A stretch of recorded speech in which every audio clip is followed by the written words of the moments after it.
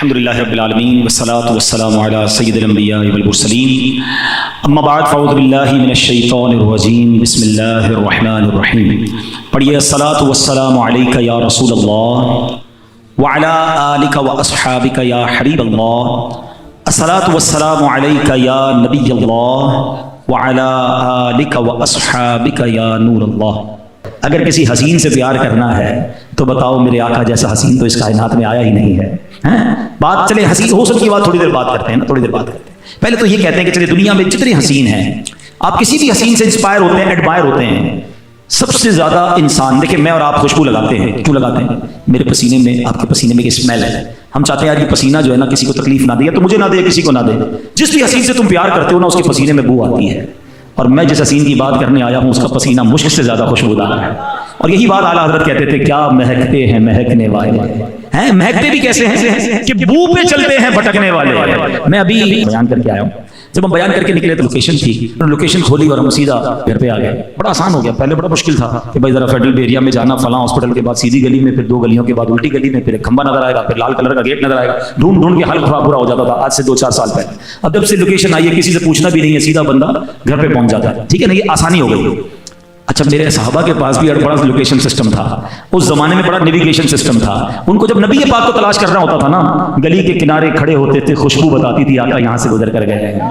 کیسا پسینہ کہ گلیاں مہک جایا کرتی. اللہ اکبر، 1400 سال پہلے تو مہکی تھی. ارے آج بھی کسی کو مدینے لے جاؤ، عاشق رسول ہو، اس کی آنکھوں پہ پٹی باندھ دو، وہ ہوا سونگ کر بتا دے گا یہ فضائیں اور ہیں، یہ ہوائیں اور ہیں، یہ خوشبو بتاتی ہے کہ کوئی گزر کر گیا ہے. شاعر کہتے ہیں نا، عرصہ ہوا طیبہ کی گلیوں سے وہ گزرے ہیں، اس وقت بھی گلیوں میں خوشبو ہے پسینے کی.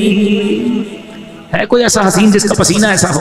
اور حسن کی تو کیا بات ہے. دیکھیں ایک بات یاد رکھیے گا، کائنات میں سب سے زیادہ حسین اللہ نے کسی کو نبی پاک کی آمد سے پہلے بنایا نا، تو وہ حضرت یوسف علیہ السلام. ایسا حسن کیسا تھا. قرآن میں ان کے حسن کا ذکر ہے. ان عورتوں نے، ہوا کیا کہ زلیخا وہ ملکہ تھی، حضرت یوسف سے محبت کرنے لگی. اس کی سہیلیوں نے کہا تم ملکہ وہ غلام، تم ان سے محبت کرتی ہو؟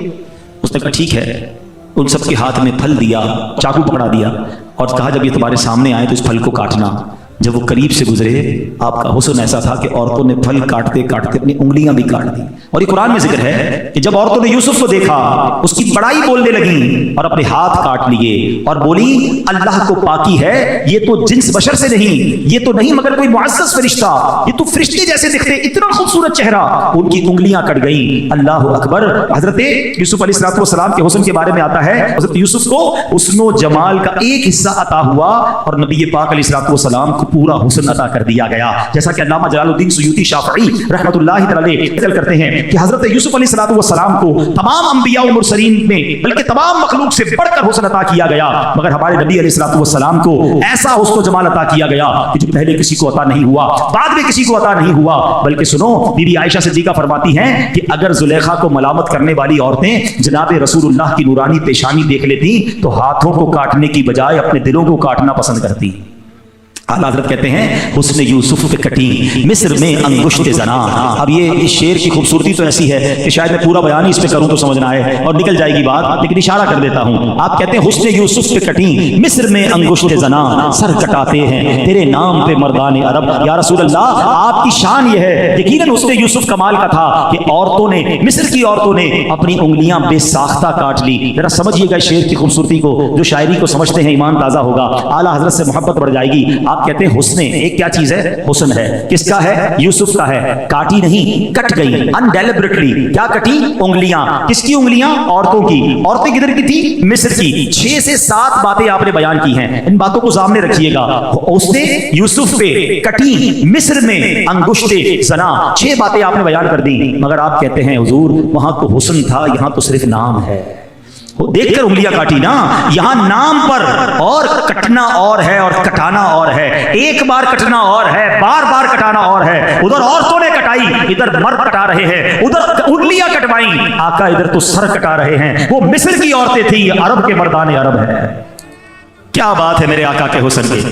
یا رسول اللہ صلی اللہ تعالی وسلم. اچھا حسن کیسا؟ یہ تو नबी पाक अलैहिस्सलाम का हुस्न साहबा ने भी देखा ना, उन्होंने क्या बयान किया। हजरत बर्रा बिन आज़िब रज़ियल्लाहु तआला फरमाते हैं, कान रसूलुल्लाहि अहसनन नासी वजहन व अहसनहु खुल्कन। आप कहते हैं नबी पाक तमाम लोगों में खूबसूरत तरीन और सबसे अच्छे अखलाक के मालिक थे। अल्लाह अकबर। बीबी आयशा सिद्दीका रज़ियल्लाहु तआला अन्हा आप तो घर में ही होती थी ना, नबी पाक का चेहरा देखकर फरमाती कि मेरे आका सबसे ज्यादा खूबसूरत और खुश रंग थे। मजीद फरमाती, लम यसिफहु वासिफुन क़त्तु इल्ला शब्बहा वजहहु बिल क़मरी लैलतिल बद्री। कहती जिसने भी आपकी तौसीफ बयान की उसने आपको 14वीं के चांद से तशबीह दी। वकान अरक़ुहु फी वजहिही मिस्लल लुअलु। कहते आपके पसीने की बूंद आपके चेहरे अनवर में यूं मालूम होती जैसे मोती के दाने हैं, जैसे मोती के टुकड़े हैं। अल्लाह अकबर। ऐसे नबी पाक हसीन और जमील हैं। हजरत काब बिन मालिक फरमाते हैं, वकान रसूलुल्लाह सल्लल्लाहु अलैहि वसल्लम इदा सुर्रस्तनारा वजहु हत्ता कअन्नहु क़ितअतु क़मरिन। जब रसूल पाक खुश होते तो चेहरा अनवर खुशी से दमक उठता, यूं मालूम होता जैसे चांद का टुकड़ा है। असल में शायरों के लिए मिसाल देने के लिए चांद के अलावा कोई चीज मिलती नहीं,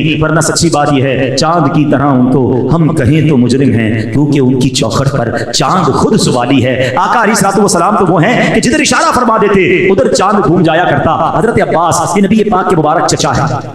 आप कहते हुजूर मैं ईमान जब वो लाए ना बाद में, तो खुद कहते कि हुजूर बात यह है कि जब मैं ईमान लाया, मेरे ईमान लाने की एक वजह यह भी है कि मैंने आपको बचपन में झूले में देखा था, आप जिधर इशारा करते थे चांद उस तरफ चले जाता था। बड़ी लॉजिकली बात समझिएगा।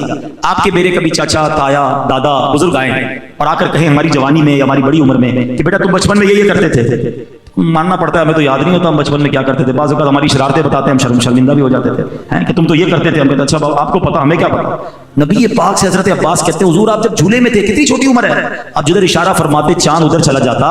अब नबी पाक ने ये नहीं फरमाया कि चचा मुझे क्या मालूम बचपन में क्या होता था। सुनो नबी पाक ने क्या फरमाया कि हुजूर फरमाते हैं मैं चांद से बातें करता था, वो मुझे रोने से मना करता था, और जब चांद अर्श के नीचे सजदा करता तो मैं उसकी आवाज सुनता था।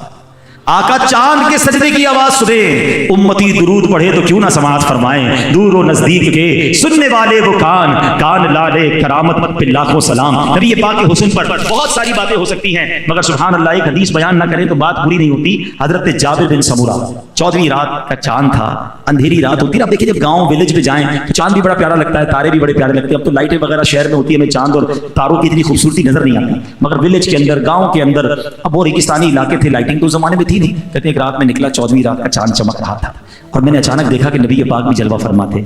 मैं कभी चांद को देखता, कभी आका को देखता, फिर चांद को देखता, फिर नबी पाक को देखता, फिर चांद को देखता, फिर मेरे आका को देखता। हजरत जाबिर कहते वल्लाही मेरे आका 14वीं रात के चांद से ज्यादा खूबसूरत है। हाय हाय हाय ऐसा तुझे खालिक ने तरहदार बनाया, यूसुफ को तेरा तालिबे दीदार बनाया। कौनैन बनाए गए सरकार की खातिर, कौनैन की खातिर तुम्हें सरकार बनाया।